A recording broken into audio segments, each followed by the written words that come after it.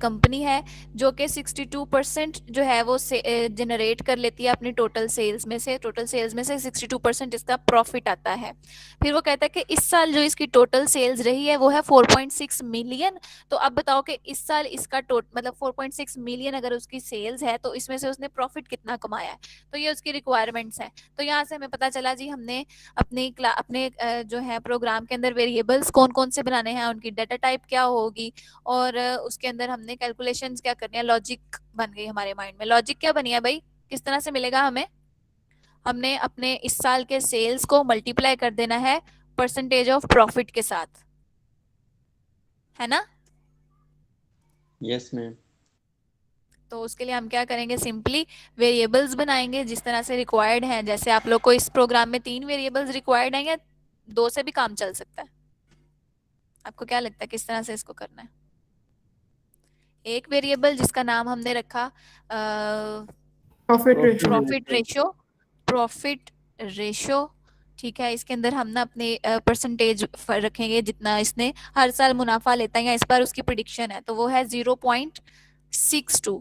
या आप इसको इस तरह से भी कर सकते हो 62 डिवाइडेड बाय 100, ऐसे निकलती है ना रेशो बेसिकली।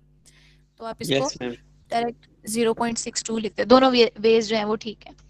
और फिर उसके बाद हमने एक और वेरिएबल बनाना है, उसमें हमने सेव करवाना है इस साल के सेल्स, है ना। तो उसका वेरिएबल का नाम रख लेते हैं टोटल सेल्स। टोटल सेल्स के अंदर आपने डालना है 4.6 मिलियन। अब मिलियन की जगह पर आप चाहो तो इस तरह से जीरोज 6 लिख लो, चाहो तो मल्टीप्लाई कर लो इसको 10 लाख के साथ, ठीक है। तो ये मिलियन के इक्विवेलेंट हो गया। क्लियर है। इसके अलावा हमें एक और वेरिएबल चाहिए जिसके अंदर हमने इस साल का प्रॉफिट बताना है। ये तो प्रॉफिट रेशो है ना जस्ट। तो अब हमने एक ऐसा वेरिएबल बनाना है जिसके अंदर इनका प्रॉफिट इस साल का निकलेगा। तो उस वेरिएबल का नाम हम रख लेते हैं टोटल प्रॉफिट। टोटल प्रॉफिट रख लेते हैं। और हमने वेरिएबल की कन्वेंशन का हमें पता है कि बेसिकली हम इसका नाम जो है वो कैमल केस में रख रहे हैं। तो जस्ट हमने 3 वेरिएबल्स अभी तक डिफाइन किए हैं, 2 को डिफाइन कर लिया और 1 को डिक्लेयर कर लिया।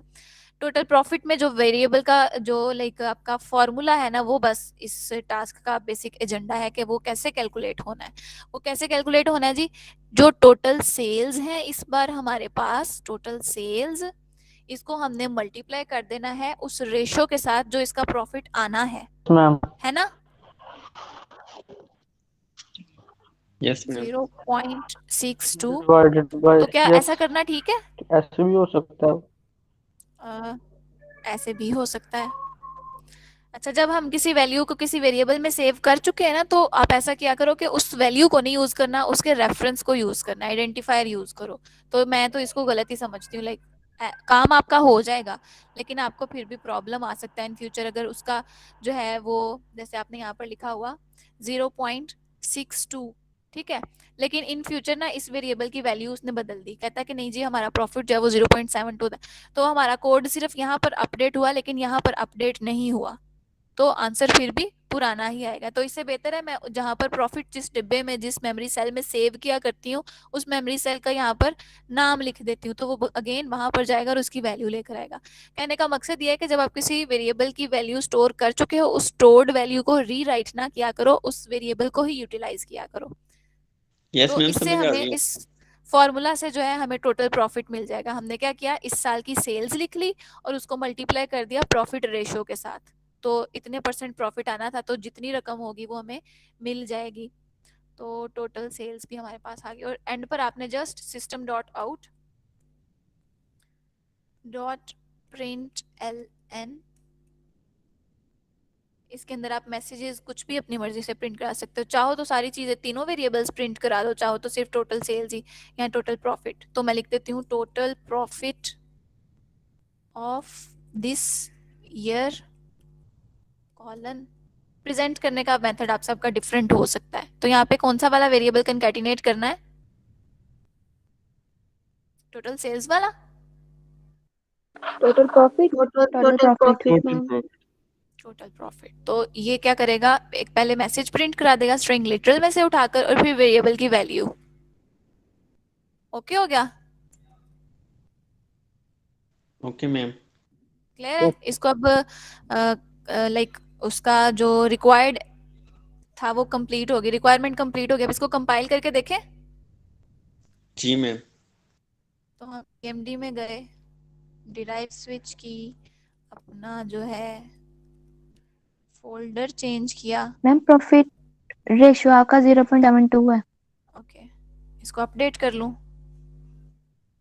62, फिर अब रिक्वायरमेंट उसके वाली हो गई, शाबाश। ठीक है, तो अब मैंने कंपाइल करना है इसमें से सेल्स वाली फाइल को डॉट जावा। अगर तो कोई एरर है तो वो मुझे बता देगा, अदरवाइज सक्सेसफुल कंपाइलेशन।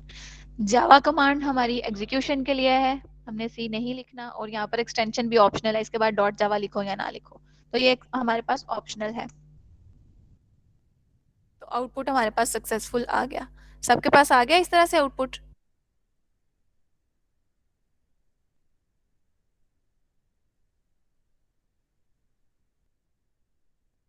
मैम एक बार अपना कोड शो करवा दें।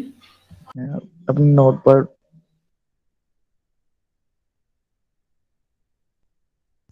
जी बेटे, 1 बाय 1।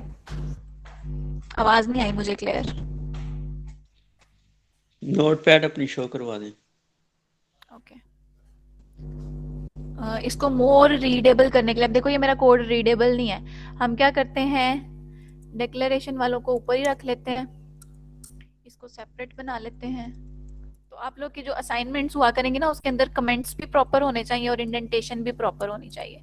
तो ये वाला जो स्टेप है, ये बेसिकली क्या है, वेरिएबल डिक्लेरेशन,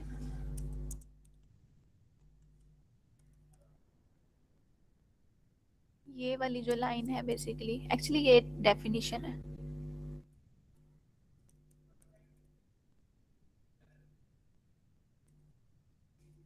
वेरिएबल, अच्छा आप लोग कॉपी कर रहे हो इसको, कोड को? नोटपैड फाइल खोलने का बोला था ना आप लोगों ने? जी मैम। कर चुको तो फिर मुझे बता देना, फिर हम नेक्स्ट टास्क के ऊपर मूव करेंगे।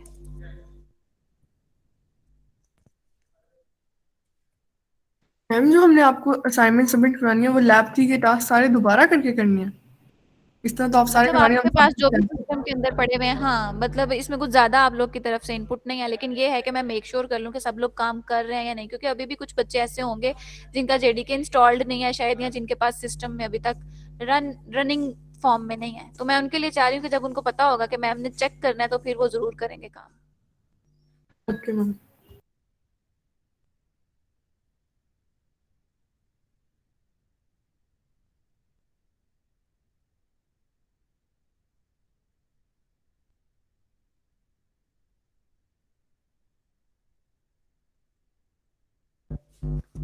चले, सबने कर लिया इसको फॉलो? जी मैम।